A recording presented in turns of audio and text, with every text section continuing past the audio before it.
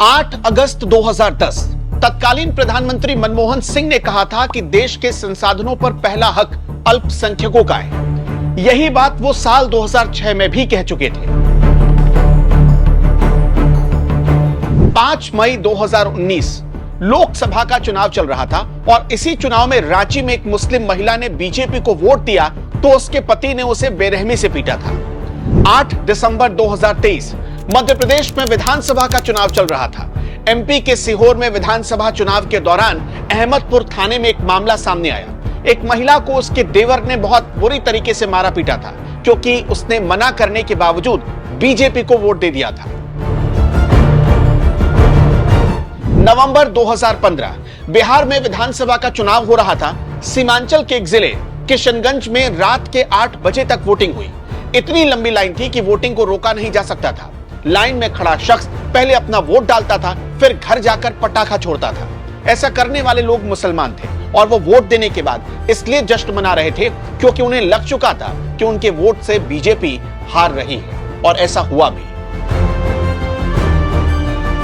30 अप्रैल 2024 फर्रुखाबाद में सलमान खुर्शीद की भतीजी मारिया आलम खुलेआम कहती हैं कि जो मुसलमान मोदी को सपोर्ट या वोट करेगा वैसे मुसलमानों का सामाजिक बहिष्कार किया जाना चाहिए, यानी कि समाज निकाला किया जाए। मारिया आलम की इस अपील के बाद Muslim personal law board direct appeal करता है कि उसी कैंडिडेट को अपना वोट दे जो बीजेपी को हराने की हालत में हो। बाकायदा महाराष्ट्र में लाउड स्पीकर से मस्जिदों से यह कॉल की जाती है और मुसलमान उम्मीदवारों का नाम बताकर कहा जाता है कि आप उन्हें ही वोट देना। ये सारे वोट जिहाद के परफेक्ट एग्जाम्पल हैं, जहां सिर्फ मुस्लिम कैंडिडेट को जिताने को कहा गया, और सिर्फ कहा ही नहीं गया बल्कि मुस्लिम कौम के ऊपर दबाव बनाया गया कि आपका वोट सिर्फ मुसलमान उम्मीदवारों को ही जाना चाहिए।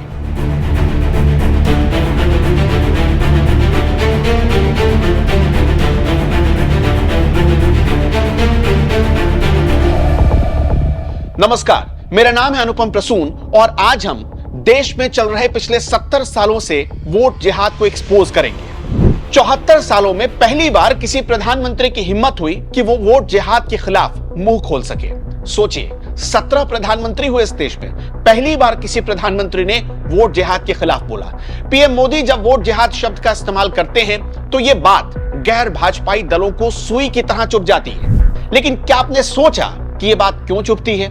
आपने जब से होश संभाला होगा तब से एमवाई समीकरण का नाम सुन रहे होंगे। समाजवादी पार्टी और आरजेडी जैसी पार्टियां इसी वोट बेस के आधार पर अपनी राजनीति चलाती रही। मायावती का बीएमडी समीकरण याद है क्या आपको? ब्राह्मण, मुस्लिम और दलित समीकरण। उन्हें भी इसी समीकरण के आधार पर 2-2 बार उत्तर प्रदेश में प्रचंड बहुमत हासिल हुआ था। यह वोट जिहाद नहीं तो और क्या था? असम की धुबरी सीट से सांसद का चुनाव लड़ने वाले बदरुद्दीन अजमल के खिलाफ एआईएमआईएम के असदुद्दीन ओवैसी ने अपना उम्मीदवार न उतारने का फैसला किया। क्यों? क्योंकि सिर्फ मुस्लिम वोटों का बिखराव रोकना था उनका मकसद। यह वोट जिहाद नहीं तो और क्या है? चलिए वोट जिहाद को थोड़ा और करीब से समझते हैं और इसकी कुछ बड़ी तस्वीरें देखते हैं।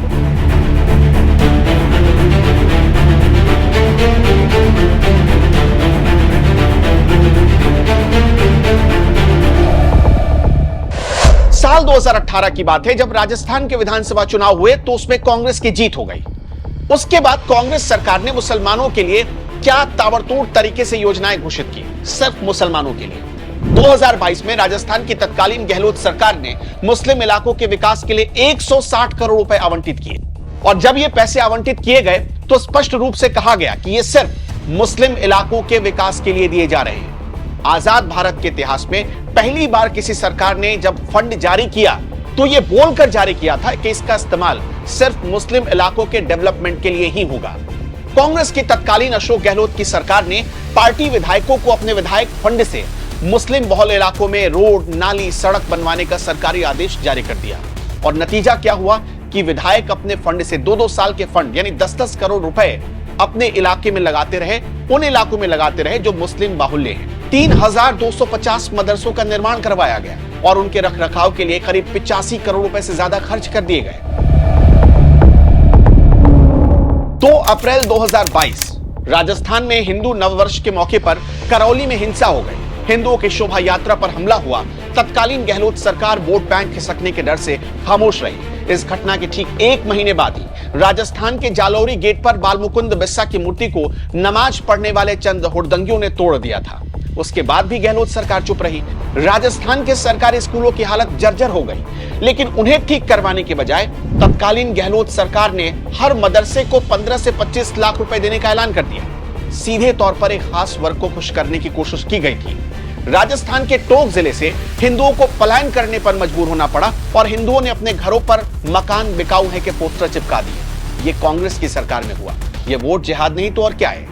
कांग्रेस की तत्कालीन गहलोत सरकार में कब्रिस्तान बनवाए जा रहे थे, नए नए मदरसे बनवाए जा रहे थे, रमजान में हिंदू इलाकों की बिजली काटकर मुस्लिम इलाकों को दे दी जा रही थी। ये वोट जिहाद नहीं तो और क्या है। जहां हिंदुओं को टारगेट करने पर सरकारें चुप रहती है, लेकिन मुसलमानों के खिलाफ पत्ता भी हिला तो ये लोग कानूनी हंटर लेकर डराने लगते हैं। नॉर्थ से लेकर साउथ तक हर तरफ एक ही माहौल है। भारत के कई राज्यों में मुसलमान ओबीसी समुदाय का हक मार रहे हैं और कांग्रेस जैसी पार्टियां वोट बैंक की राजनीति की खातिर खुल्लम खुल्ला इनका वकालत कर रही हैं।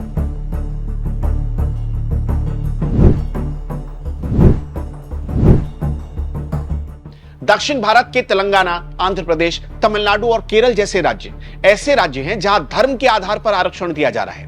कर्नाटक में भी मुसलमानों को 4% आरक्षण मिल रहा है। बीजेपी की सरकार आई तो इस 4% आरक्षण को खत्म कर दिया गया था, लेकिन कांग्रेस की सरकार लौटी तो उसे फिर से बहाल कर दिया गया था। ठीक इसी तरह तेलंगाना में भारत राष्ट्र समिति की सरकार में मुख्यमंत्री के चंद्रशेखर राव ने राज्य के मुसलमानों को ओबीसी कैटेगरी में 4% आरक्षण दिया और वो इस आरक्षण के इतने पक्षधर थे कि इसे बढ़ाकर 12% करना चाहते थे ताकि उनका वोट बैंक और मजबूत हो जाए। बाकायदा विधानसभा से इसे पास करा लिया गया, लेकिन कोर्ट ने इसकी परमिशन नहीं दी। आंध्र प्रदेश में सीएम वाईएसआर राजशेखर रेड्डी की अगुवाई में कांग्रेस सरकार ने साल 2004 में मुसलमानों की कई जातियों को ओबीसी की लिस्ट में शामिल कर दिया और 5% आरक्षण दे दी। फिर उसके 2 महीने बाद ही इसे बढ़ाकर 12% करना चाहते थे, लेकिन तब आंध्र प्रदेश हाईकोर्ट ने इस पर रोक लगा दी। इसके बाद जून 2005 में कांग्रेस ने अध्यादेश लाकर 5% कोटे का ऐलान कर दिया। यही हाल बंगाल में भी है। बंगाल में रामनवमी की जुलूस को रोक दिया जाता है और मुहर्रम के जुलूस को इजाजत दी जाती है। सरस्वती पूजा में विसर्जन को कहा जाता है कि आप एक दिन इंतजार करिए। यह वोट जिहाद नहीं तो और क्या है। साल 2011 में पश्चिम बंगाल की सत्ता में आने के बाद मुख्यमंत्री ममता बनर्जी ने मुसलमानों को अधिक से अधिक फायदा पहुंचाने की खातिर मुसलमानों की कई जातियों को ओबीसी की लिस्ट में जोड़ दिया और हर साल जोड़ रही है। इसका नतीजा यह हुआ कि राज्य की योजनाओं में और राज्य की नौकरियों में 90% से ज्यादा फायदा मुसलमानों को मिला। इसको लेकर ओबीसी आयोग ने सरकार पर सवाल भी उठाए, लेकिन कुछ नहीं हुआ। पश्चिम बंगाल में सरकारी संस्थाओं और नौकरियों में 45% आरक्षण का प्रावधान है, जिसमें 17% ओबीसी, 28% आरक्षण एससी समाज को और एसटी समाज को दिया जाता है। बंगाल में ओबीसी की 2 कैटेगरी डिवाइड की गई है, ए और बी। दरअसल ए कैटेगरी के अति पिछड़ा वर्ग में 81 जातियों को शामिल किया गया और उनमें 73 जातियां मुसलमानों की हैं, जबकि सिर्फ 8 जातियां हिंदुओं की हैं। केरल की सरकारी नौकरियों में मुसलमानों की हिस्सेदारी बढ़ाकर 12% कर दिया गया और व्यवसायिक शैक्षणिक संस्थानों में यानी वोकेशनल इंस्टीट्यूशन में 8% इसे आरक्षण को कर दिया गया। धर्म के आधार पर आरक्षण देने का सबसे पहला मामला केरल से ही सामने आया था, जब साल 1956 में केरल के पुनर्गठन के बाद तत्कालीन वामपंथी सरकार ने आरक्षण का जो कोटा था वो उसे बढ़ाकर 50% तक कर दिया था, क्योंकि उसमें मुसलमानों को शामिल करना। तब जब 50% आरक्षण का कोटा बढ़ाया गया था केरल में, उसमें ओबीसी के लिए आरक्षण 40% शामिल था। सरकार ने ओबीसी के भीतर ही एक उप कोटा पेश कर दिया था, जिसमें मुसलमानों की हिस्सेदारी 10% डाल दी गई थी। ये बाहर से डाल दी गई थी। इन सारे मामलों को देखने के बाद यही लगता है कि सियासी दलों के खून में ही वोट जिहाद उतर चुका है। फर्क बस इतना है कि पहली बार कोई प्रधानमंत्री कैमरे पर खुलकर यह बात कर रहा है और कई दलों को एक्सपोज कर रहा है, लेकिन मोदी जी की बात बहुत बुरी लग रही है। वोट जिहाद 3 लेवल पर हो रहा है। इसका पहला लेवल यह है जब खुद मुस्लिम कौम के लोग अपने ही घरों में महिलाओं और अपनी ही बेटियों पर दबाव बनाते हैं कि मुस्लिम कैंडिडेट या फिर भाजपा विरोधी कैंडिडेट को ही वोट करना। इसका दूसरा लेवल है जब राज्य में सरकारों की पॉलिसी में भेदभाव होता है और मुसलमानों को केंद्र में रखकर उनके लिए खास योजनाएं बनाई जाती है। और इसका तीसरा लेवल है जब तुष्टीकरण की राजनीति में मुसलमानों को आरक्षण देती हैं सरकारें और अपने मैनिफेस्टो में मुसलमानों को दोनों हाथों से रेवड़ियां लुटाने का वादा किया जाता है।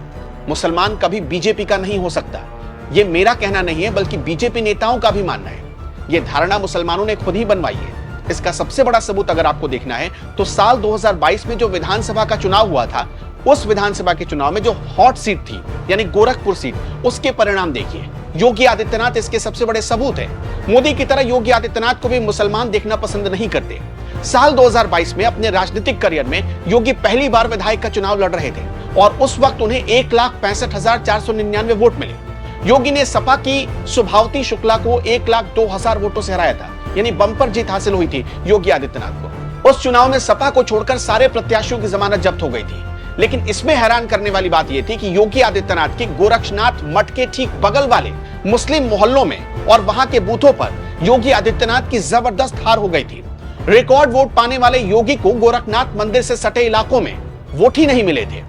आप जानकर हैरान हो जाएंगे कि चक्सा हुसैन बूथ पर योगी आदित्यनाथ की करारी हार हुई थी।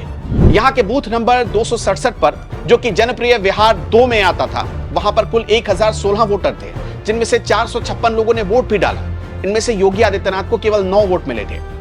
चक्सा हुसैन वो इलाका था जो कि गोरक्षनाथ मठ से सिर्फ 50 कदम की दूरी पर है, लेकिन मुस्लिम बहुल इलाका होने की वजह से यहां योगी आदित्यनाथ को वोट ही नहीं मिला था। इसी तरह गोरखपुर मठ के ठीक बगल में एक और बूथ नंबर 217 पर 588 वोट पड़े थे, जिसमें योगी आदित्यनाथ को सिर्फ 15 वोट मिले थे। बूथ नंबर 264 पर 573 वोट पड़े, उसमें योगी आदित्यनाथ को सिर्फ 18 वोट मिले। बूथ नंबर 219 पर 610 वोट पड़े, लेकिन योगी आदित्यनाथ को सिर्फ 30 वोट मिले।